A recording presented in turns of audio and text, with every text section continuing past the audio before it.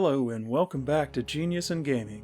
The last episode we explored the depths of the earth in the masterclass of evil, Dungeon Keeper. A quick note on that video. Yeah, I know that Dungeon Keeper 2 exists, but I consider that game about as good as War for the Overworld, so I didn't really feel it needed a lot of attention. For those interested, Dungeon Keeper 2 is mechanically superior to Dungeon Keeper 1, but it lacks in character. Just like War for the Overworld, Peter Molyneux wasn't involved in Dungeon Keeper 2's development, and it really shows. It proves that better gameplay doesn't always make a better game. For this video, however, we expand our horizons to the stars. Homeworld was a technical feat and a gripping story wrapped into a one-of-a-kind game back in 1999. It set the stage for the revitalization of the space game genre when it was needed the most. I remember picking it up on a whim at Best Buy just after I graduated high school.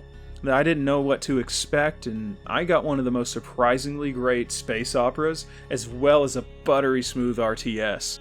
This game was a staple of my college years when I wasn't eating pizza and chips and playing MMORPGs. It held the monopoly on quality space RTSs for quite a while, and wave after wave of imitators just couldn't top it, not even its sequels. So let's disengage our docking clamps and explore one of the first truly 3D strategy games, Homeworld. The game begins with a beautiful comic book-like intro. It establishes the reason for your journey and points out the sacrifices necessary to even get to the point where the game begins. I think this intro really speaks for itself, so I'll just let it do so. But I did intertwine the two intros from the original and the remaster for you to compare. My thoughts on this later, but for now, enjoy.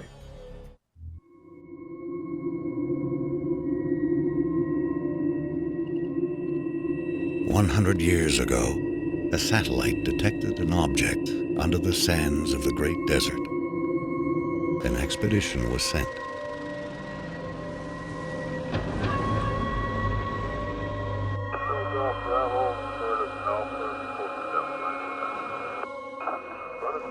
An ancient starship buried in the sand.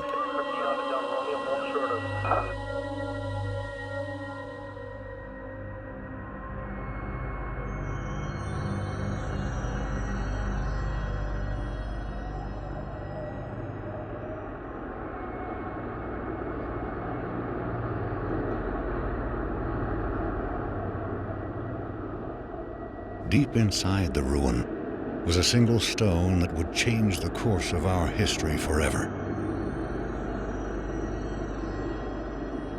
On the stone was etched a galactic map and a single word more ancient than the clans themselves.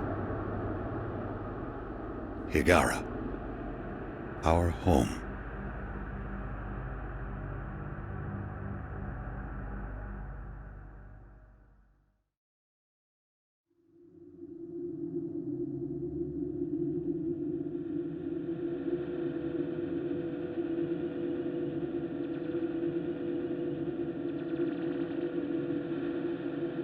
The clans were united, and a massive colony ship was designed. Construction would take 60 years.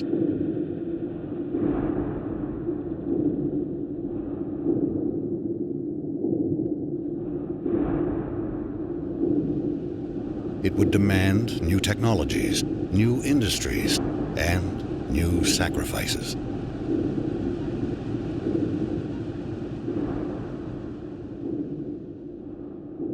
The greatest of these was made by the scientist Karen Sajet, who had herself permanently integrated into the colony ship as its living core. She is now Fleet Command.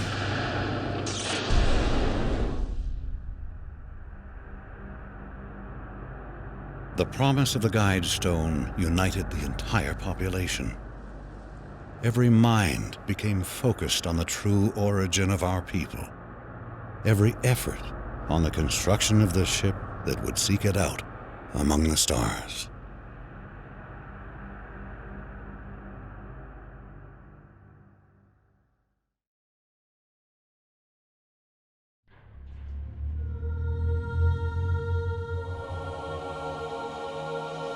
Scaffold control standing. Home.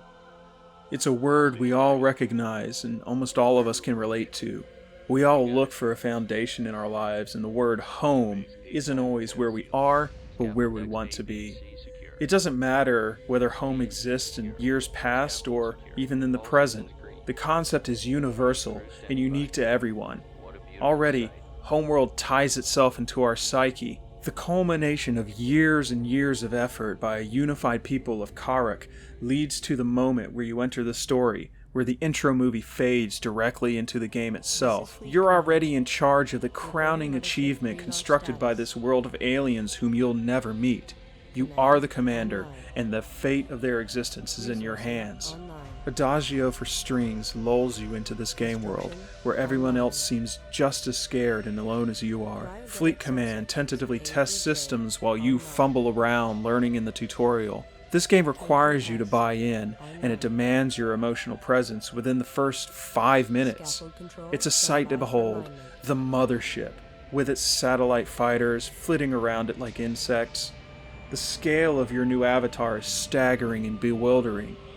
One immediately wonders what it can do and if this hyperspace core can really perform as advertised. To invest entire generations of resources just to follow some ancient map, it's ridiculous. But it must be done, and you are now the only one who can lead them. All caliper banks released.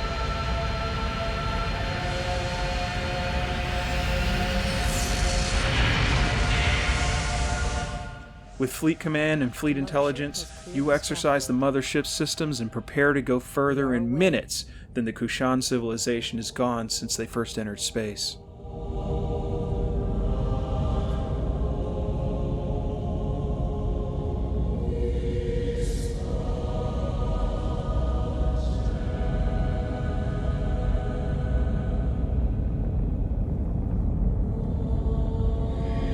Stand by for command line testing.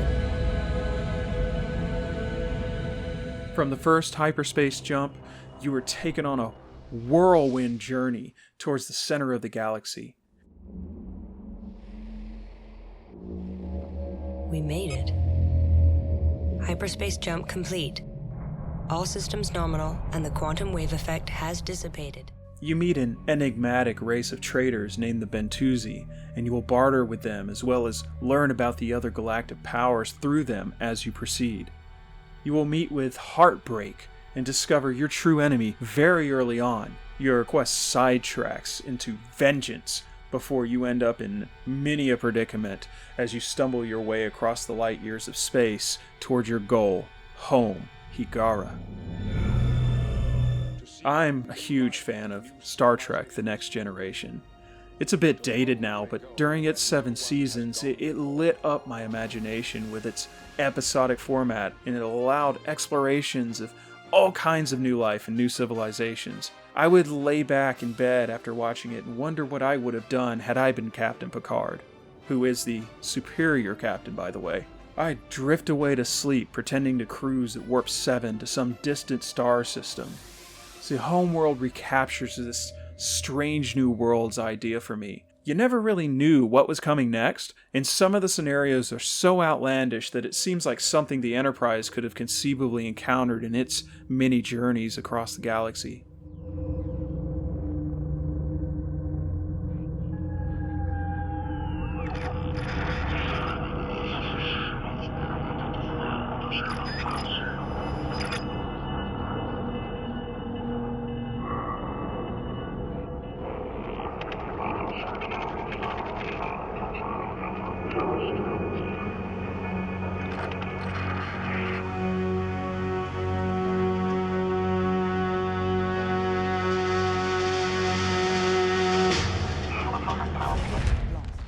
The game itself also felt like something out of Ender's Game. You were in control of everything from individual fighters to hulking capital ships.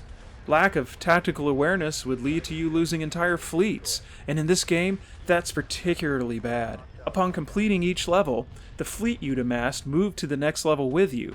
So, losing a lot of assets in one mission could put you at a huge disadvantage in the next.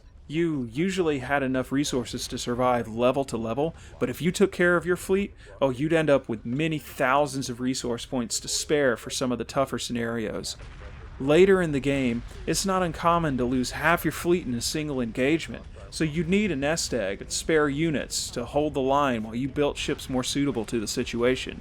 The persistence of fleets allowed you to become invested in simple hunks of metal. I even went so far as to name a few of my veteran ships back when I played the first time. Add to this the unique ability to capture larger vessels, and you could build a fleet from several different races. In the original release, you could capture a pirate carrier in the earlier missions, which allowed you to have a forward operating base several missions before you were supposed to develop the technology on your own. Unit capturing made for some impressive emergent strategy since you were operating on house money at that point. But you also risked total failure if your salvage corvettes didn't all make it to the massive gunship you had your eye on. I remember having ion frigates I captured in Mission 3 flanking destroyers in the last mission of the game, and when I lost them, I felt real loss, for sure. They'd been with me through thick and thin, and to meet their fate capturing a planet their pirate minds couldn't even relate to, it was sobering. Very few RTS games allowed this level of emotional attachment to individual units. Like I said in the last video, usually your units are just different sprites, different sounds, and different weapons. A lot of these units were one and done. If you didn't capture them, well, you never saw them again. On top of this, players were treated to some of the most seamless and visually stunning gameplay around. For 1999, the graphics were amazing. You could zoom all the way down to one of your fighters and follow it as it weaved its way through enemy fire from ships 10 to 100 times larger than it was. And the ship models showed up with a level of detail that was jaw-dropping at the time. The LOD, or Level of Detail engine in Homeworld, was one of a kind at the time. A fully 3D camera could be moved anywhere and at any time at any zoom level. The developers could hide nothing, so their answer was to give everything a level of visual fidelity well beyond what you'd see in 99% of the games at the time. You could zoom your camera out to where those fighters were mere dots on the screen, or you could fly shotgun on a destroyer and see the battle from their perspective. You'd feel the concussions as they fired their giant cannons, and you saw every ion beam hit them and burn away part of their hull. It was truly one of those wow moments when you realized that you weren't limited by anything but your imagination. It's for that reason the game is so cinematic. Yes, you're giving orders and commanding entire fleets, but you're also the director and cameraman, chronicling massive space battles. Ugh, it still sends a chill down my spine to this day. All personnel, code red. Group 3 reports enemy contact. Pressing the map button would zoom you out to a 3D representation of the area of operations, with little blips representing every unit you could see. The map would be filled with little blue sensor bubbles representing the areas in which you could detect enemies. It was exactly how I'd imagine a futuristic naval commander gazing upon a battle in progress, with radar pings and enemy contact warnings popping up all over the place. The coolest thing is that every order you could issue in the game world could be issued from the map screen too. You could conceivably coordinate entire missions from just that map screen. Even the controls for 3D navigation of space were implemented intuitively. Just hit the shift key and you moved along the Y-axis, but typically you moved around the XZ axis. It was easy, simple. Games still get this wrong today, but it was done perfectly over 20 years ago. When you wanted to get tactical and zoom your camera in on something, you'd hear radio chatter and see projectile impacts along with the damage sustained. You didn't need a lot of numbers or health bars to understand the state of things. Fighters issuing panicked pleas for help as their wingmates were eliminated, or bombers calmly starting a bombing run free of harassment were commonplace. You just knew at all times how much you were winning or how badly you were losing in an engagement. There was even a little widget per engagement that you could see on the maps that had a green up arrow or a red down arrow indicating how that specific engagement was going. But otherwise, the minimalist user interface gave you most of the screen to admire the action, only asserting itself when you really needed it. And this game is not short on frantic moments at all. While usually the first few minutes of any mission are pretty benign and cathartic, once the battle begins, it's all-out war. From ambushes to strange alien vessels you can't harm, to asteroids threatening the mothership, Homeworld tested you at every opportunity, all building to a climax requiring all acquired knowledge and nerves of steel in an all-or-nothing battle to the death. There are definitely some strange design decisions in the game, and some needlessly frustrating moments. The incoming asteroid mission comes to mind, where you lose half your fleet to rocks that exploded into several chunks 10 feet from a destroyer. There are more moments like this, but once you get the hang of how the game expects you to play it, it's merely a challenge. You may try a few times, but eventually you'll get it. We're locked on engine chamber. Frigate lost. Confirmed. Engineering reports damage. All personnel, code red. What's our damage? Guidance failure. We're losing control. Group 1 reporting. It's rare to have something happen that just isn't fair, but you'll often be outnumbered and almost one step behind on the tech tree. This is part of the driving narrative, though. You're the underdog, and you have to appropriate technology at every turn. You must defeat a new tactic in order to be able to use it.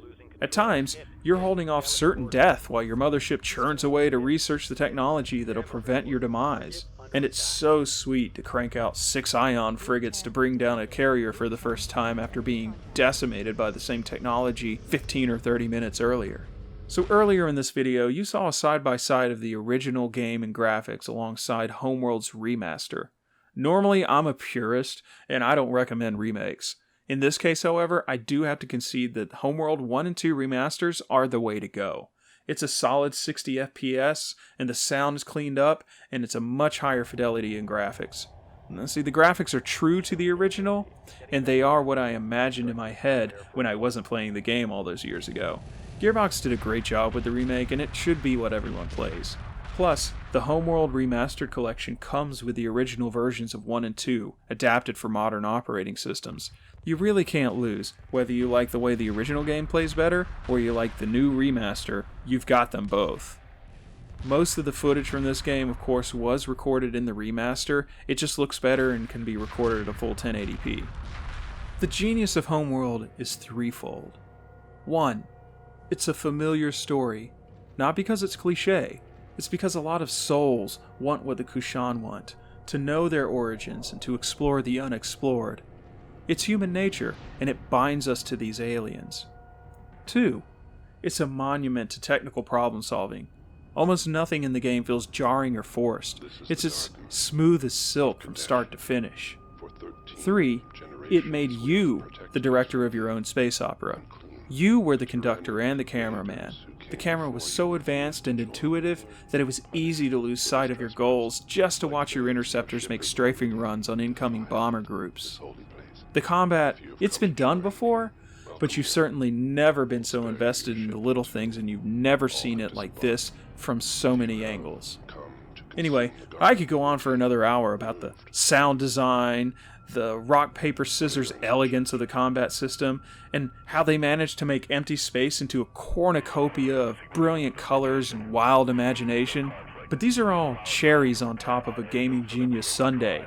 Homeworld is a landmark in storytelling and immersion. It's still the real-time space strategy game, and the fact that the remaster had to do so little to modernize the formula stands as a testament to the game's enduring greatness. Thank you for watching, and we will see you next time for another fine example of genius in gaming. Here's a hint for the next one. This game started its life as a level editor, and its success launched an entire genre of PC gaming. Thanks again, and remember that home, Higara, is never too far away. I want to go off script here and just thank my family and my daughter for pushing me on. It was just an experiment to start with, but I think it's something that I like to do. I really enjoy the video editing and the minutia of everything, specifically putting together that mashup of the old and new versions of Homeworld's intro. It was really fun. I also have to thank my brother-in-law. He gave me a microphone that actually doesn't suck and it's worth more than $5, so hopefully I'll come out a little more clear this time.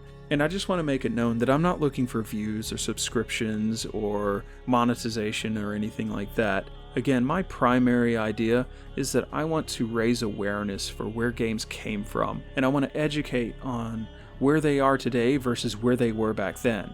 I know it's hard to go back 20 years and think that, oh, this is amazing, especially when we have photorealistic games that take up 100 gigabytes on your hard drive.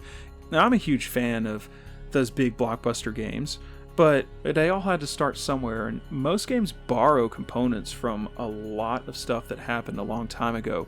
Some of those old, dusty, forgotten games that maybe I'll get a chance to go into someday. I'm choosing more popular games now because I think a few more people can relate to them, but I'd like to get into some of the weirder stuff at some point. So again, thanks for listening, and we'll catch you again next time.